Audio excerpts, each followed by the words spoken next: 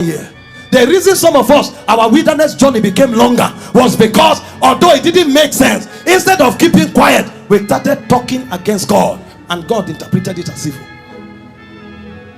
If you are a faith giant, there are many times where it will not make sense. And I'm not giving license for all of these strange prophetic actions. That's not what I'm saying. It may not make sense, but it does not mean it will defy God's character. Those days when we were on campus, we started seeing some strange things. Weekend will finish, then sisters will show up.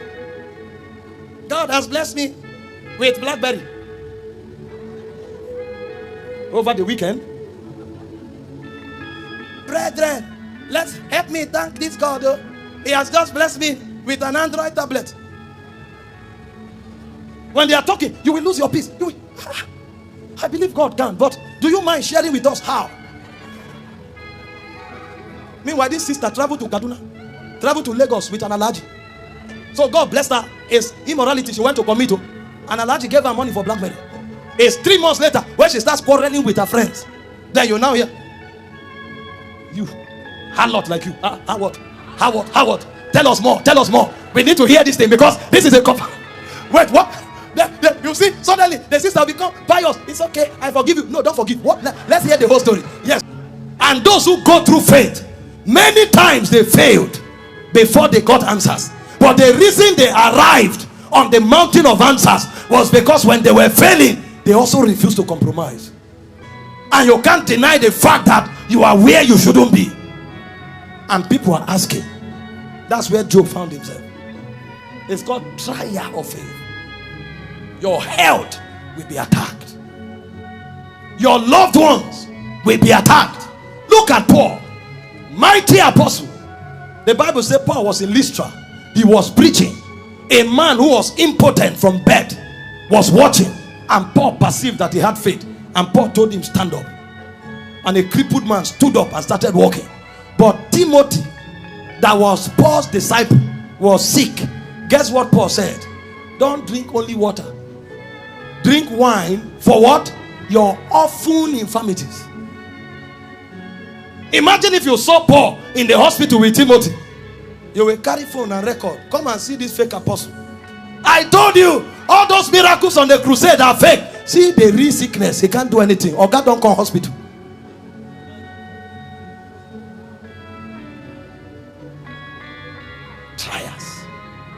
Trials.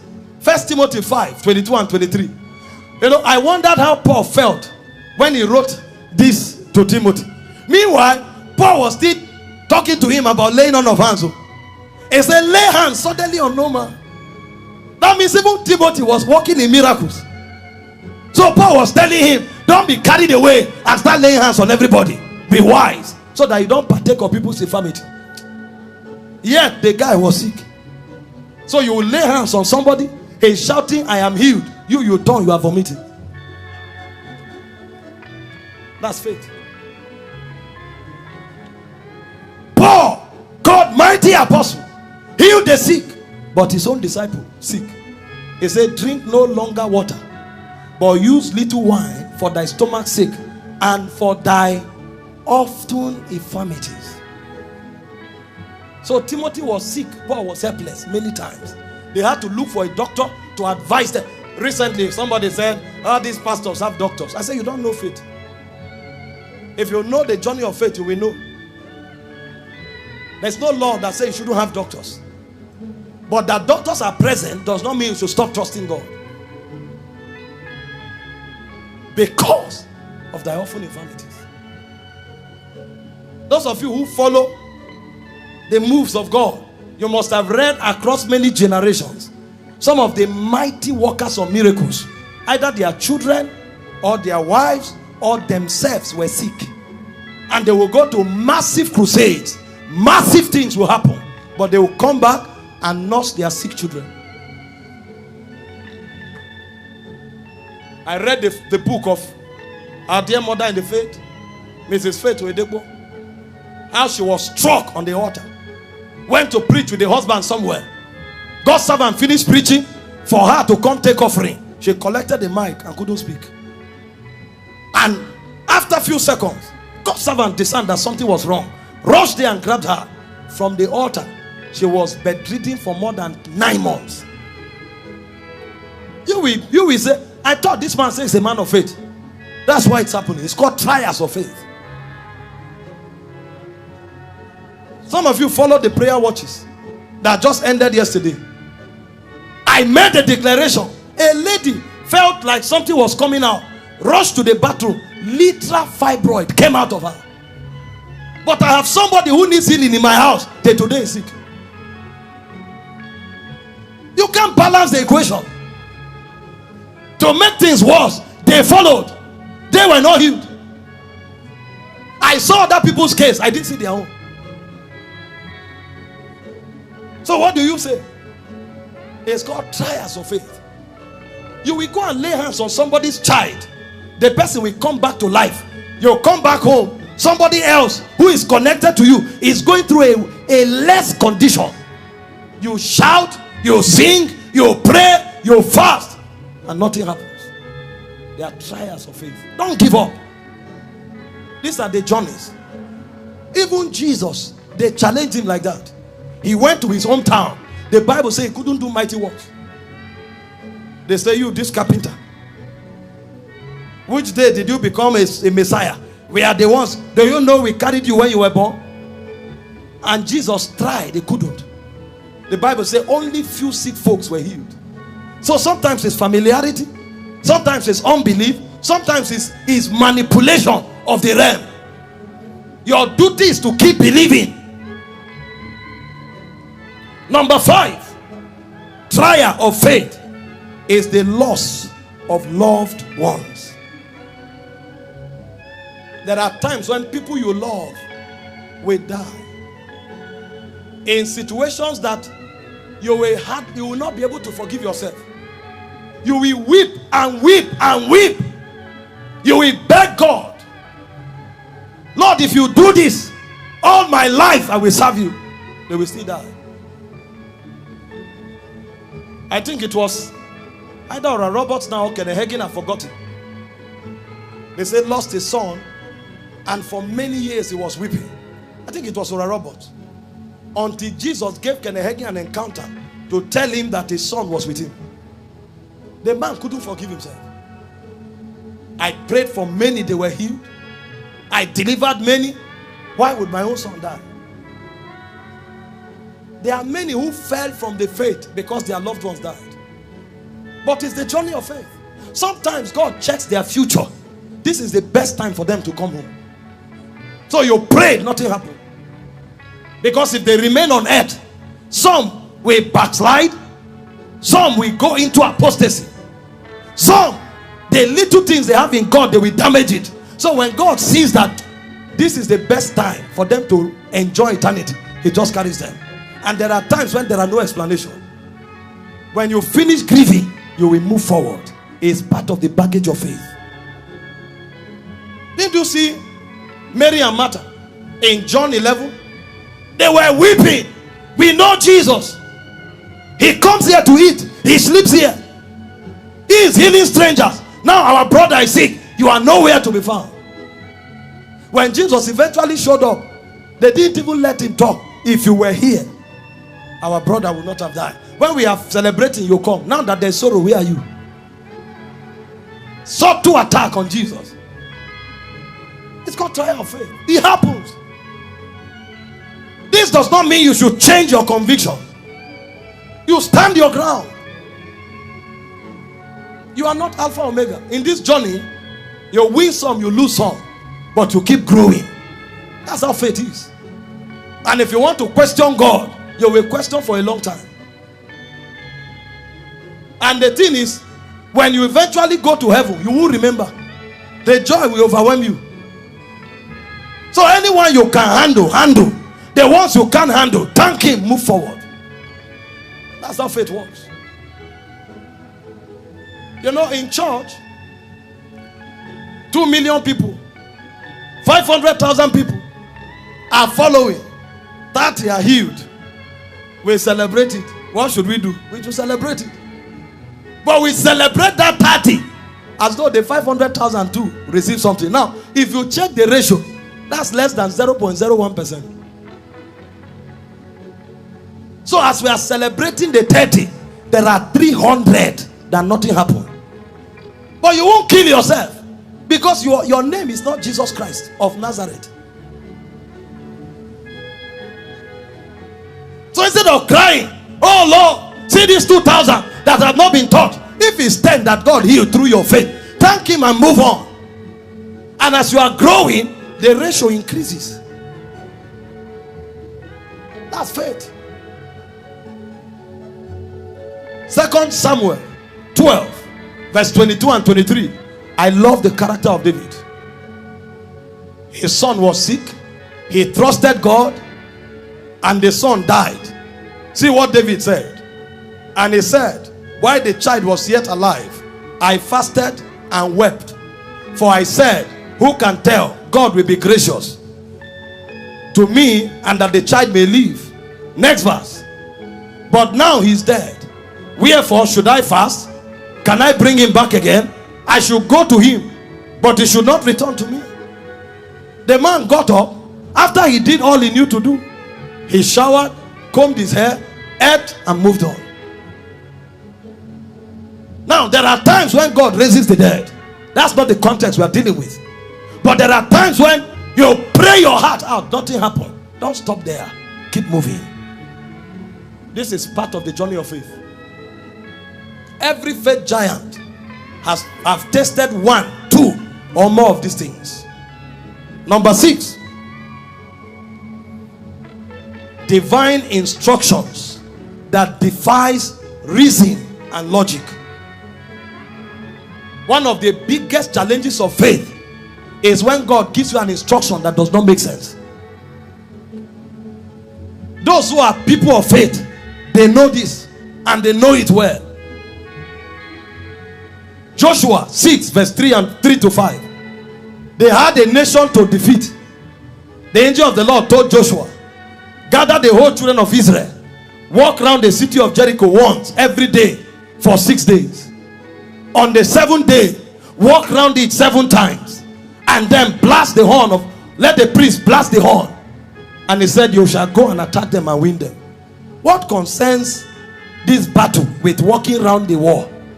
Now imagine what Joshua will be going through when he gathered over 4 million people and they are trekking around Jericho.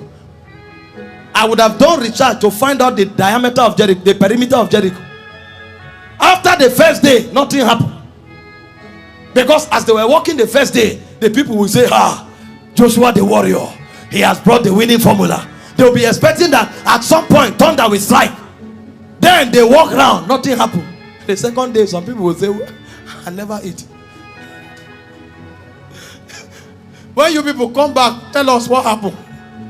And as they are trekking, when you turn, some people will say, does he know what he's doing? When you turn this side, others will say, has God left him? As you turn the other side, others will say, is he still a prophet? Then they trek, second day, nothing happened.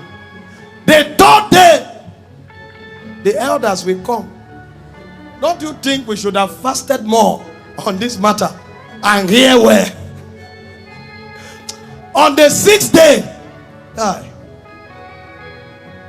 some people now, some intercessors will start praying for Joshua. Let's uphold our man of God, because at this point we don't know what is going on. Then the 7th day comes. They trek once.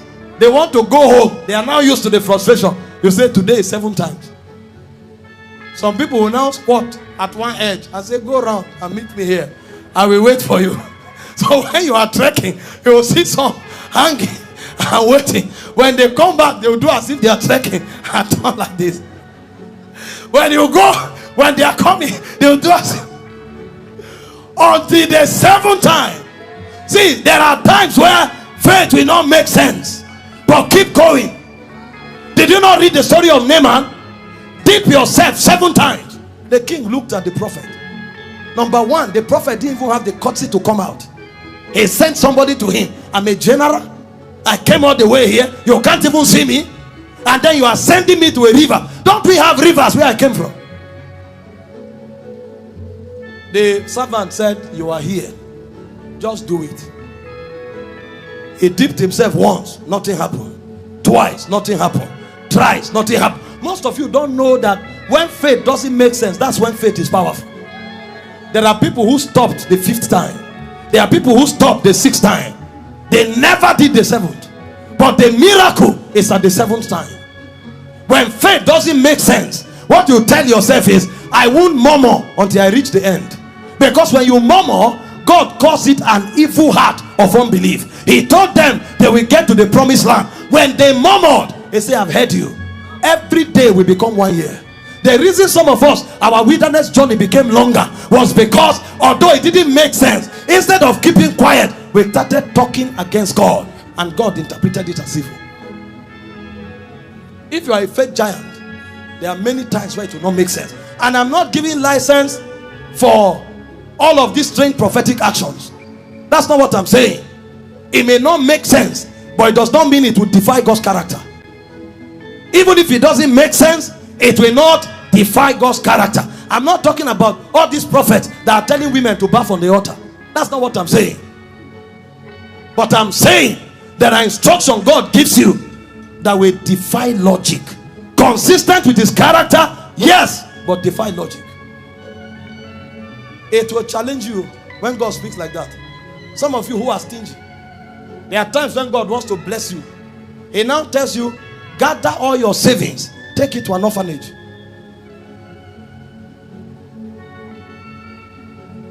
And you will now start crying because that was the month you made your highest profit. You will say, why was it not 2 months ago when nothing was in my account? When you didn't give me instruction, I was blessed. Is it now that I'm blessed you are giving me instruction? Yes, it's called faith. It looks funny, but this is why most of us never command the results of faith. Don't use logic to rationalize faith. You use faith to rationalize faith. That's why I say through faith we understand. It will make sense to you just because you believe in God, you believe in his ability, and you believe in his character. Number 7, trial of faith is the temptation to compromise. If you have not reached here, you have not seen the end of it. See, there are times when the moment God gives you instruction, or the moment you choose to walk by faith, that's when all the doors to compromise will open to you. You know Joseph, all he needed to do was to sleep with Potiphar's wife. His sorrows would have ended. Nobody would have known. But the guy said, in the whole of this house, the master has given me authority over all things except you. Genesis 39 verse 9. He said, how can I do this evil thing and sin against God? Many people say they are walking in faith. It's a lie. The moment compromise comes in, it's no longer faith. Those days when we were on campus,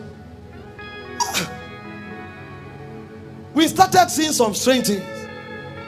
Weekend will finish, then sisters will show up. God has blessed me with BlackBerry. Over the weekend, brethren, let's help me thank this God. He has just blessed me with an Android tablet.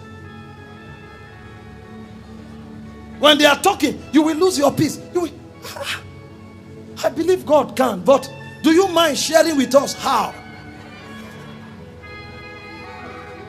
Meanwhile, this sister traveled to Kaduna, traveled to Lagos with an allergy. So God blessed her. It's immorality she went to commit. An allergy gave her money for BlackBerry. It's 3 months later when she starts quarreling with her friends. Then you now hear, you, harlot like you. How what? How what? How what? Tell us more. Tell us more. We need to hear this thing because this is a wait, what? You see, suddenly the sister become pious. It's okay, I forgive you. No, don't forgive. What? Let's hear the whole story. Yes, what happened? You will not hear. Forget, 3 months ago she went to Lagos. We know. That's not faith. If you change figures at the office and built a house, that's not faith. If you compromise to get a result, that's not faith. Faith is pure. And those who go through faith, many times they failed before they got answers. But the reason they arrived on the mountain of answers was because when they were failing, they also refused to compromise. Nobody who compromises can be a faith giant. Joseph refused. Daniel refused. Daniel 1 verse 8, we will not compromise to defile ourselves by eating of the portion of the king's meat. Try us. See, write these things down. Oh. Meditate on them. They may be too many for you to apprehend them now. Listen to this message again. Write them down. You will check on your journey that you will meet many of these things as you travel in faith. The day you perfect all of these battles, you can stand like Samuel and say, I lift up my hands to heaven. There's no man here that can accuse me. And to prove to you that I'm a prophet, let rain fall in dry season and it will happen. That's the power of purity talking. He said, I never took a lamb from one of you. I never took a bribe from one of you. I served in purity as a prophet. If I did anything wrong with anybody, let that person testify. I lift my hand to heaven. That's a faith man talking. If I tell you I prospered, God prospered me. If I tell you there's a miracle, God did it. There's no manipulation anywhere. Faith is showcased in the excellency of purity. Most of the things we are talking about are not faith. Are not faith. When I started learning the power move, I knew these people were too emotional. When I preach, suddenly they will sing some song. People will start for, and I said to myself, is it God that is touching these people? It's easy to hide under the thing. A point came and said, stop the keyboard. If God is touching people, let's know. If it's their emotion, let's help them. God was dealing with youth. The reason today fibroid can fall down is because I didn't allow that gimmick. The reason today the deaf can hear is because I didn't allow that gimmick. I had to prove this thing to myself. A point came, I said, why are people falling down only in church? I know there's atmosphere. I know I preach the gospel. But if I have this power, Jesus was manifesting power in the market. And as I started shutting the keyboard, I started trusting God genuinely to touch people. Ask those who travel with me. Sometimes you are coming to the hotel, you shake the people who didn't go to church with you. People who are not godly, and the power of God will hit them. Demons will start crying out. Don't allow. See, if you notice that the process is compromised, stop. I told myself those days, I said it's not shouting, because deaf ears won't hear volume. I told myself, and when we started, it will look dull because we were used to the rhythm of emotion. But I said no. I said I won't deceive myself by people falling down. Even Michael Jackson showed up, people fell. I know the presence of God can slay people, but this thing must be pure, and I must have a witness that this is God. Today crutches can drop, deaf ears can open, blind eyes can see, tumors can fall down, because we say if this is faith, it has to be pure. You'll be challenged. For me as a traveling ministry, the pressure was performance. They can't fly you to a meeting and you talk and go back. They must see something. Those were the days when if we hear the sound of plastic chair, hallelujah, it was deliverance. But God told me, listen, where you are going to is far. Don't stop here. Get it right. Get it right. Get it right. And today we may not even be there. We talk via media and dangerous miracles happen. Don't come under pressure to compromise. If you go to the fire, you will find Jesus there. Number 8, life-threatening situations. There are times when your life will be attacked. It's called trial of faith. The things that may happen to you, when you check your unbeliever friends, it won't happen to them. And then you are asking, is it a crime that I accepted Jesus? It's part of the trial of faith. Satan wants to check the depth of your conviction. So your faith can be threatened by your life being threatened. Didn't you see Israel? When they came out of Egypt, what was the first thing they confronted? The Red Sea. Don't make the mistake of thinking because you chose Jesus, the road will be plain. No, it won't. Everything will come under attack, including your life. This is how faith is tested. You come out of 400 years of captivity. The only thing in your head is, I'm going to the land of milk, the land flowing with milk and honey. That's all you are thinking. Then the next thing you confront, Red Sea. Okay, you didn't tell us about Red Sea. What you told us was that God was delivering us to the land flowing with milk and honey. Is this milk? You now turn back and say, please, I will go back. There's no going back in faith. The Bible says we are not of them that drop back unto perdition. When you turn back, you will see an army galloping to kill you. So it's like being in the eye of the storm. You go back, you die. You go forward, you die. Those are some of the circumstances you will find in the journey of faith. But the beautiful thing with faith is that if you don't back down, you will come out. It's either the army perishes or the sea opens. One way or the other, there must be a way out. That's where you see the glory of faith. What has never been heard of before can start with you. Nobody knew that seas could part. Nobody knew. But when they were there, answer had to come. That's why I began by telling you, if the answer is not there, faith can create it. And the Bible said in Hebrews 11:29, it said, by faith they walked through the Red Sea as a dry land. It said, which the Egyptians are saying to do were drowned. See, when you go through these trials, you will be changing circumstances like play. Some people may think it's coincidence until they want to mimic you. Then they will know that you have a history. Somebody has tumor. You just look at it, you say dry up. And then after one day it dries. You say, no, was it tumor? That maybe it's pus. Somebody can't walk. You look at the person, you say, get up. And the person jumps on and say, come on, that's acting. When they want to try, then they will now understand that it's spirit business. The Egyptian thought what was happening was a coincidence. It's a tornado that parted the sea. Moses didn't have a hand in it. If they cross, we too will cross. When they now entered, the sea closed up. So when your faith is being tested, your rank is increasing. When you come out, what is impossible to others will become child's play to you. That's how it works. Faith does not begin and end with revelation. It has a school of trials as well. There are times when it will look as if it was a setup to believe in Jesus. It's called trial of faith. You will come out, but you will come out with a story that will become a blessing for a generation. Number 9, betrayals and rejections. When you choose faith, many will betray you. Betrayers.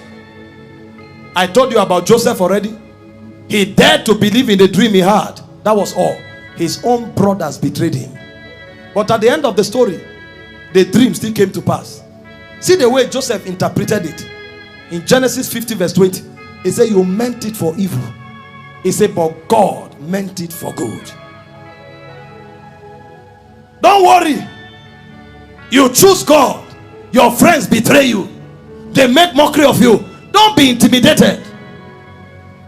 Some people, because of betrayal, they change their minds and join their friends. You buried your destiny. Let everybody leave you. They don't count. I read a scripture many years ago that gave me confidence in God. The Bible said, if they have left us, it said it means they were never a part of us. And it's the operation of the spirit of the Antichrist. I think that's 1 John 2:18. As I am like this, if you are around me, I will give you my best. I will celebrate you. I will give you opportunity. I will teach you all I know. But if you walk out, I will never look for you.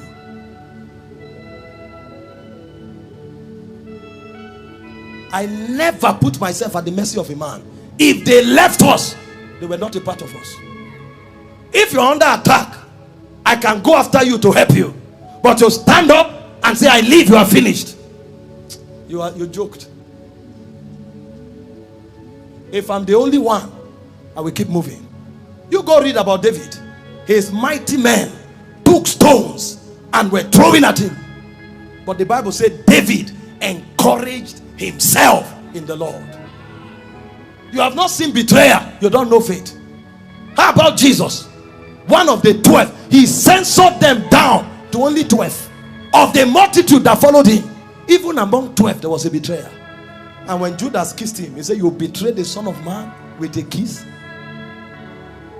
What is the way of faith? When he